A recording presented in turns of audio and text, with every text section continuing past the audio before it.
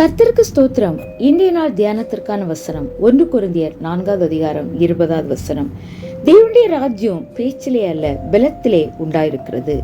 கிறிஸ்துவுக்குள் அன்பானவர்களே, கொரிந்திய சபையாரின் ஆவிக்குரிய தகப்பனாக காணப்பட்ட அப்போஸ்தலனாகிய பவுல் கொரிந்து சபையாரின் பெருமையையும் சுயமேன்மையும் இருமாப்படைந்த பேச்சையும் கேள்விப்பட்டு அவர்களை எச்சரிக்கிறார்.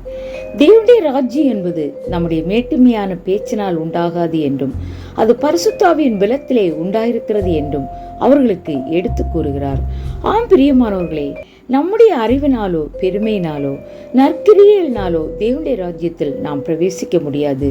கிறிஸ்துவின் சுவிசேஷமே ஒவ்வொரு மனிதனையும் புதிதாக்கி பரிசுத்தமான வாழ்க்கை வாழ்வதற்கேற்ற பலனை கொடுத்து தேவனுடைய ராஜ்யத்தில் பிரவேசிக்க கிருபை அளிக்கிறது. எனவே நாம் ஒவ்வொருவரும் பரிசுத்த ஆவியானோரின் பலத்தினால் தேவனுடைய ராஜ்யத்தை சொந்தமாக்கிக் கொள்வோமாக. ஆம்.